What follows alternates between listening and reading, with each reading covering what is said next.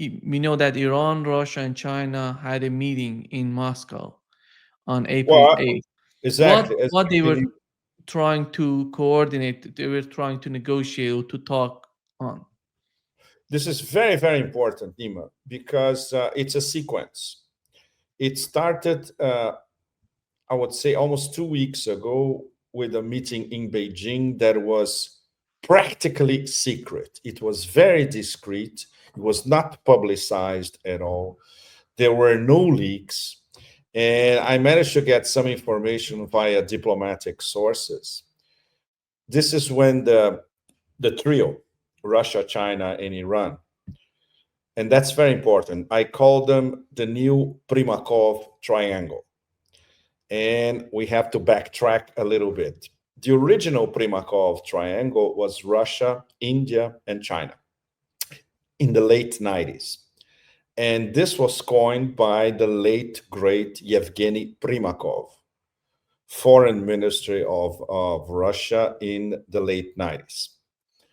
Primakov was brilliant in terms of diplomat, international relations expert, and then foreign minister. He started as a journalist, by the way. He was a TASS correspondent in the Middle East. That's when he started. He was an absolutely outstanding politician, diplomat, and thinker. And this was the embryo of BRICS. The RIC, the original Primakov triangle, as Primakov conceptualized it, would be, let's say, the foundation for what would later would become the process of Eurasia integration. So we can say that to a certain extent, the conceptualizer of Eurasia integration already in the late 90s, when the Chinese were not thinking about it, much less the Indians, was Yevgeny Primakov. Now we have a completely different situation over a quarter of a century later. India is more or less, I would say, out of the picture in terms of a deciding power. Maybe they still remain, maybe no, they do remain a regional power in South Asia, but they are not a major pan-Eurasian power, not at all. Iran, on the other hand, now that Iran is a full BRICS member, and Iran deeply coordinates and connects with both Russia and China, they have strategic partnerships with both. And as you know very well, they signed a treaty late January in Moscow, signed by Presidents Putin and Pezeshkian, which is not a military alliance, but is a very important comprehensive partnership with the treaty. And in my latest column, published earlier this week in the Cradle in Beirut, I draw the distinctions between these different strategic partnerships involving Russia, Iran, and China. The Chinese, a very Chinese way of thinking, they say that the relations with Russia nowadays, they are so extraordinary, so close, they don't even need a treaty. Uh, these are the words of Wang Yi himself, foreign minister. With Iran, it's more complicated because there was a trajectory of sometimes antagonism between Tehran and Moscow, and now in this postmodern era, we can say that probably for the first time in the past decades, the convergence is practically 100% between Tehran and Moscow. And this is reflected by their official policies in terms of interacting with the rest of Asia. The official Iranian policy is called Look East. And the official Russian policy, not qualified like that, but boils down to pivoting to the East. So they're both looking east, but in terms of east, the enormous Eurasia East, right? And also includes a little bit of the West because they are looking towards West Asia as well. They want to have good relations with very volatile neo-Ottoman Turkey under Erdogan. But basically, they look at Eurasia as a whole, like the Chinese. So the Greater Eurasia Partnership, which is the official geoeconomic, geopolitical Russian term for the integration, mirrors the Belt and Road Initiative, which is the overarching foreign policy framework for China in terms of Eurasian integration, geoeconomic and geopolitical. And this overlaps with the role of BRICS and with the role of the Shanghai Cooperation Organization. So, any way you want to look at it, the three major actors of this matrix of official policies and multilateral organizations are Russia, China, and Iran. Obviously, Lima and all of you, our audience, this is virtually ignored in Washington. And when I mean Washington, I mean the whole Beltway, Virginia, Maryland, Washington, the absolute majority of the industrial, military, think tank, academia, media complex, and New York, and the connection New York, Atlanticist New York with Europe, and most people in the international financial system. So when you have these three actors and focusing on technical matters and at very expert level, directly related to the Iran nuclear deal. When they meet first in Beijing, these, let's say 2 weeks ago, and this past Tuesday, they meet again in Moscow. And this, 4 days before, and the announcement came when they were meeting in Moscow, in fact. If I'm not mistaken, the announcement came on Tuesday itself that Witkoff, representing the US, and Abbas Araghchi, foreign minister of Iran, would meet in Oman indirectly on Saturday. So we're going to have a very quirky situation of an American table in a room, a Iranian table in another room, and the Omani diplomats doing the back and forth because they're not going to speak face to face directly. So this points to you and to our audience how important it is. Practically 2 meetings in a row of the new Primakov triangle, the RIC, Russia, Iran, and China, major protagonists of Eurasia integration and of BRICS as well. And they have a concerted approach to solve a problem that in itself it's not a problem. Don't forget that everything around the Iranian nuclear deal was, let's say, more or less solved by the 2015 deal that they struck in Vienna and later ratified by the UN Security Council. This is a very serious business. And all of you know who broke that deal: the current president of the United States. And now he wants to have his JCPOA 2.0, the Trump JCPOA, which is not a deal. Because according to everything that leaked so far, and we managed to confirm around Washington, is there are 3 imperatives that Trump passed directly to Witkoff. Witkoff is important because he has Trump's ear, and Trump passes ultra high class in terms of classified presidential information directly to Witkoff. He is his top envoy from the proxy war in Ukraine to the whole drama in West Asia. What Trump wants is essentially what the Zionist axis want and Netanyahu want. And obviously this did not leak Monday when they met in Washington, Trump and Bibi. But this is what Bibi and Trump agree on, because Trump is following basically Bibi's line on that.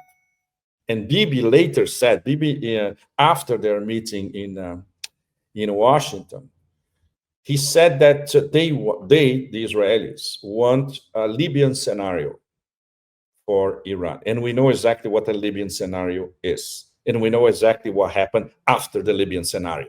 Libya was destroyed, right? So there are three parts of, I would say, the top three are absolutely absurd impositions that the Trump administration and Trump himself, what he wants to impose on Tehran. Number one, you have to destroy your civilian nuclear program. It doesn't get more absurd than that, right? Number two, you have to demilitarize. You have to destroy your very advanced missile program. And number three, you have to stop supporting the axis of resistance. Everybody, from Hezbollah to Ansar Allah in Yemen and the Hashd al-Shabi in Iraq. We all know the Iranian response to that, right, Nima? So that's why, I told you a few minutes ago that I don't place a lot of hope on what will transpire from these indirect negotiations in Oman, And Witkoff, don't forget, Witkoff is not a diplomat. Witkoff is not a Metternich or a Bismarck. Like he's a bloody real estate developer. Come on. This guy doesn't know the nuances of diplomacy, and much less discussing a dossier so complex at that with professional diplomats, and especially Iranians, which are extremely competent diplomatically. So this is where we stand, Nima. It's extremely touchy. Maybe there will be a glimmer of hope. Maybe, who knows, maybe Witkoff will actually listen to Arakshi.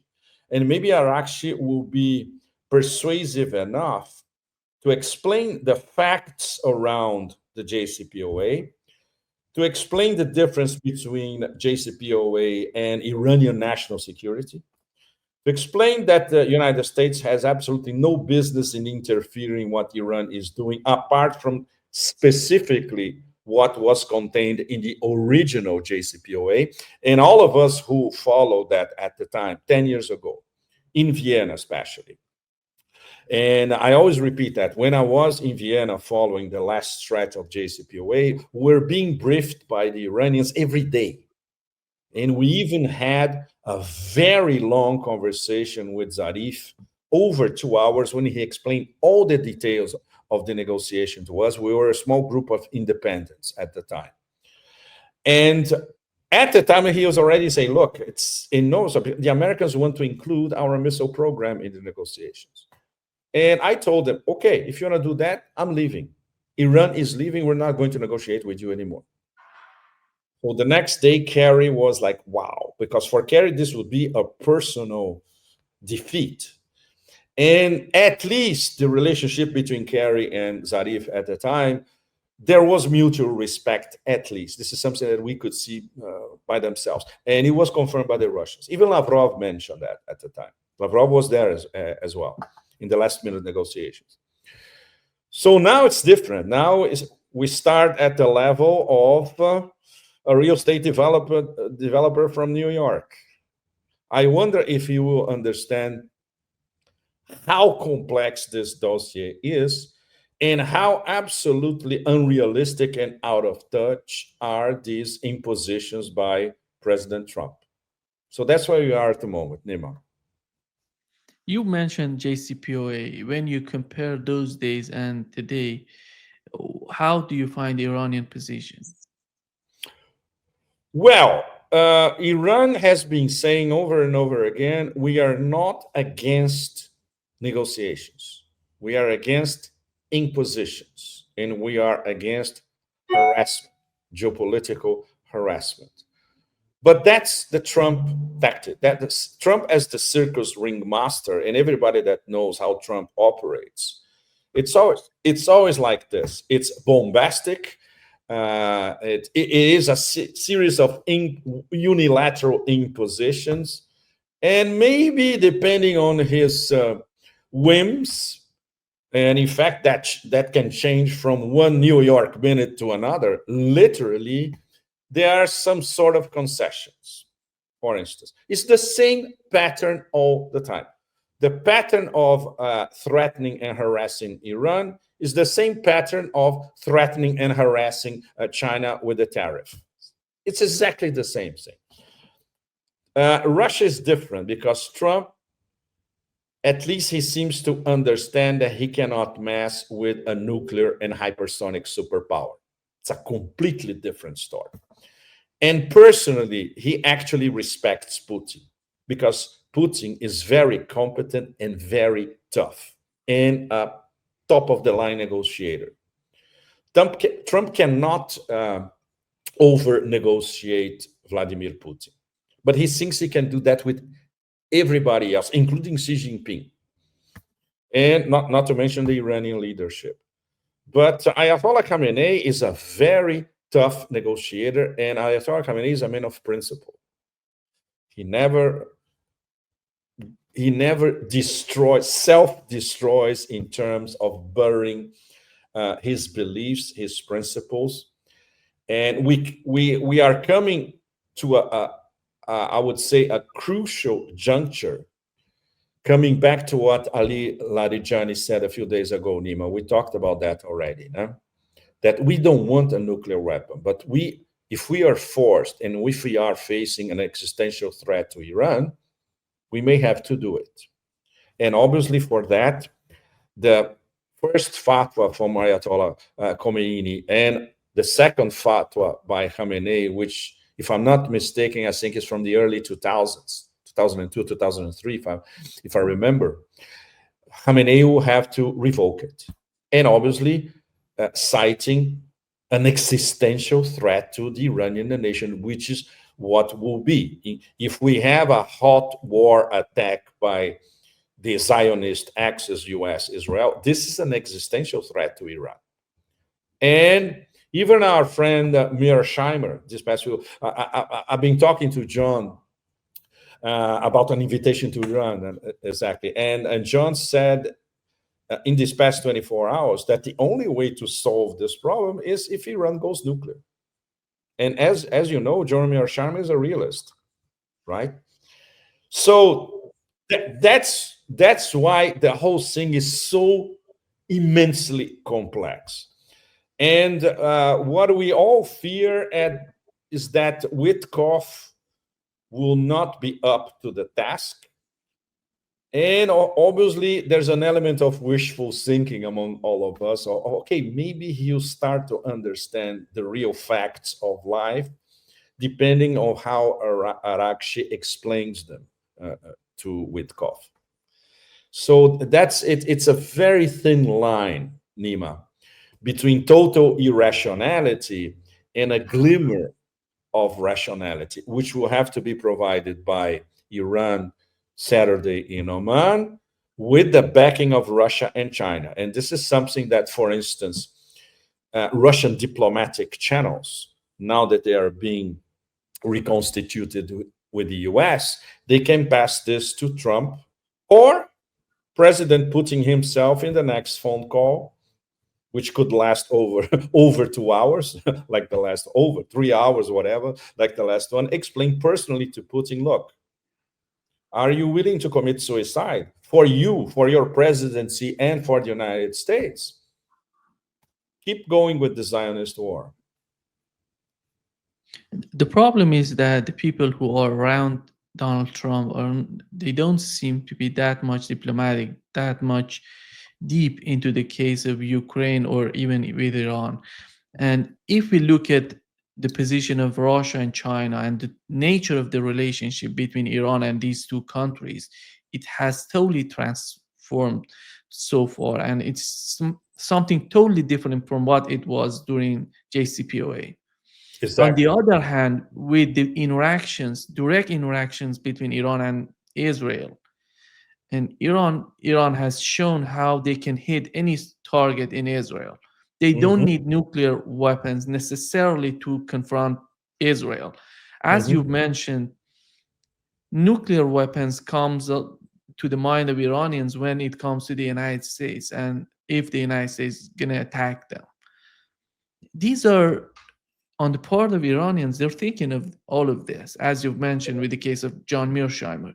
But Yes. how the United States is going to perceive all of that do you see that sort of expertise in the Trump's team? Witkov, it's just, it seems that he has someone to talk in Ukraine, to talk with Iran. With, I don't know what's going on in his mind. He's visibly unprepared, Nima. Come on. If we had a real diplomat, an American diplomat conducting these negotiations, everybody would be a little more, would be uplifting for all of us spectators, right? But that's not the case. For instance, among other things, I wonder if Arakshi will get to this point, but one of his key arguments is to explain to Witkov, so he can explain to Trump, are you willing to go to war against three top BRICS at the same time, which have strategic partnerships among themselves and are supported by the bulk of the global South? Are you willing to be that isolated just to defend your Zionist masters? Are you willing to go against, in fact, the Shanghai Cooperation Organization as well, which is not a military alliance? But this will change the procedure of the Shanghai Cooperation Organization. And if there is an attack like that, the Shanghai Cooperation Organization will solidify itself as a military alliance as well, which is not at the moment. Because other members will see, if they can do this to Iran, they can do to any one of us. And obviously, this is part of the war against the hybrid war, which could become hot, against Eurasia integration as a whole, against the Belt and Road Initiative, against China, now on a hot level, not only on a tariff level, because Iran is a very important geoeconomic partner of China in the new Silk Road universe. A war against Russia as well, because of Russia and Iran, for the first time in the modern era, having a very, very close relationship. Coming back to 2 years ago, when there was an Iranian delegation in Moscow 2 years ago, exactly 2 years ago, was March 2023. And I was asking them, and they said, look, was the best, the meeting was fantastic. We told the Russians, anything you want, you can get it. And the Russians basically told us same thing. And at the time, they were already starting to get closer on technical military aspects, using the terminology of President Putin. So it's intertwined, and the fact that both Russia and China were instrumental to bring Iran to BRICS, and to have Iran as a top BRICS member sitting at the table, not as a partner, but as a full member, right? So all that, Nima, 99% of the Beltway, of the people in Washington and around, they have no clue about it. They don't even know what BRICS means. Ask them about the Shanghai Cooperation Organization. They have no idea what it is.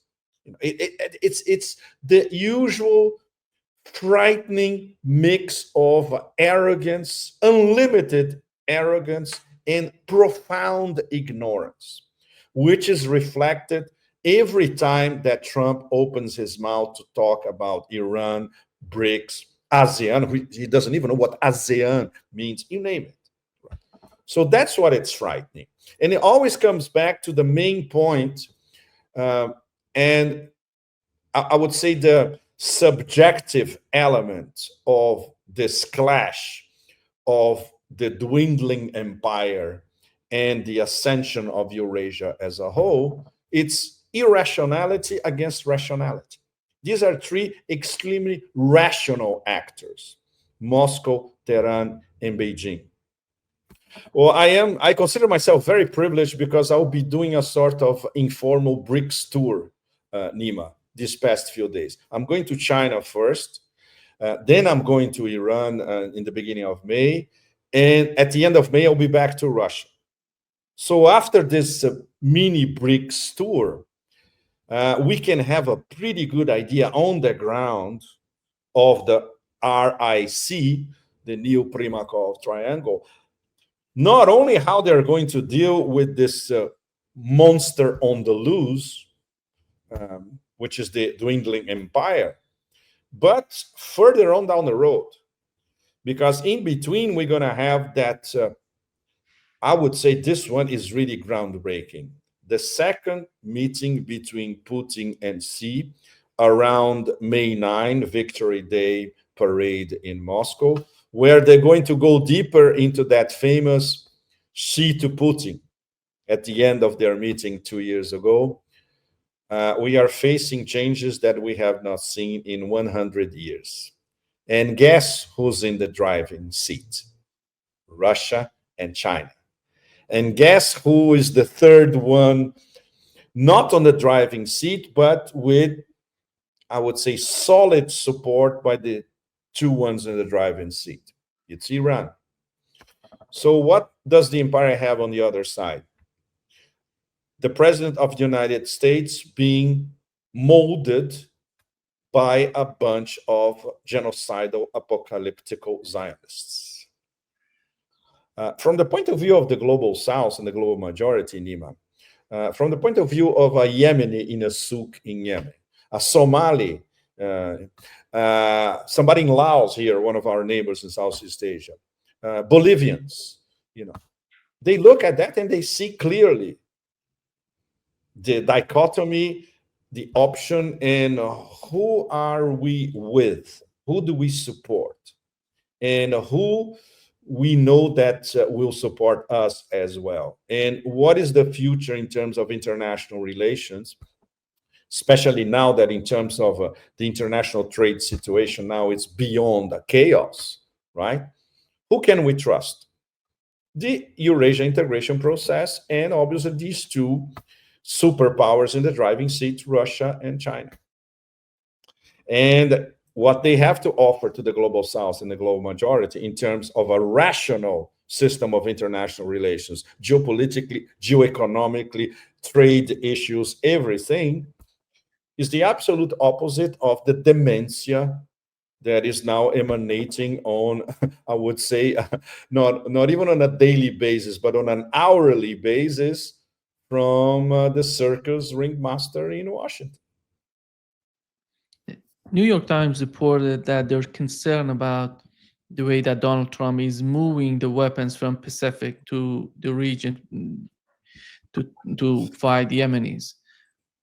And I think the case of Yemen has contributed to what's going on between Iran and the United States. They learn how vulnerable are in case of if they want to confront Iran, because the case of Yemen that shows how Yemenis, they couldn't destroy the underground and Nothing. Yemenis, yeah. That's why I believe they have decided to talk with Iranians. It's a very good point, Nima. It's a very good point. Can you imagine Pentagon generals looking at their dwindling stock of missiles, where they are using billion-dollar missiles to fight $20,000 Yemeni drones, and they are losing? Not to mention all the MK9 Reapers that they are losing now in sequence. And not to mention that who controls the Bab el-Mandeb and the Red Sea now? Still the Yemeni armed forces. Wow, if he cannot, can you imagine them going against Iran? Wow, it would be a mega humiliation. And your point is spot on. This is one of the elements that is leading them, at least. Okay, let's try some dialogue. But very, very important. Who suggested the indirect dialogue? Iran. This is not an American idea, right? Iran said, okay, we are open to negotiations, but they have to be indirect. And the Americans jumped at the opportunity because maybe they're saying, okay, this could be maybe a way out. But the problem is who controls the narrative and who controls the ultimate dementia act, which is a war against Iran, because Netanyahu and the people around him, they see it as their ticket out of all the troubles they are in. And in their fantasy, of course, solidify Israel as the top power in West Asia, assuming that they can eliminate or neutralize Iran, which is the natural top power in West Asia. That's the problem. And Trump is caught in the middle of this dimension, right? Perhaps in the we don't know because as we all know, Nima, he's not a thinker, he's not a strategist. His knowledge of the world at large is minimal. He doesn't know. He knows practically nothing of history and geography, not to mention how the system of international relations work. That's very, very dangerous. You know, we have a gigantic clown with an arsenal of nuclear bombs that he can access anytime he wants. That's extremely, extremely dangerous. It's as dangerous as the previous lodger in the White House, which was totally incapacitated, and basically the whole system was run by a bunch of freaks around him, from Sullivan to Blinken and everybody else. You know, it's as dangerous, if not more dangerous. And well, for all of us we were under the impression, at least 3 months ago, 4 months ago, that okay, maybe we're going to have a little bit of rationality in the White House finally. Maybe we won't have forever, or at least a declining preference for forever wars. And it's getting worse, and it's getting worse all the time. He already started a war against Yemen, and he's considering a war against Iran, and he's talking about bombing Iran like somebody who goes to the grocery shop. That's extremely frightening, extremely frightening. And there's nobody among Trump 2.0, nobody in the team, which are basically, sycophants, to, have a 5-10 minute conversation about reality or explain facts to him. First of all, because his attention span, Nima, as you know, in our audience, is a matter of seconds. If you cannot capture him with a catchy concept or sound bite in a matter of seconds, he's already on something else. All that is very, very dangerous. So we rely on the power of persuasion of the rational actors.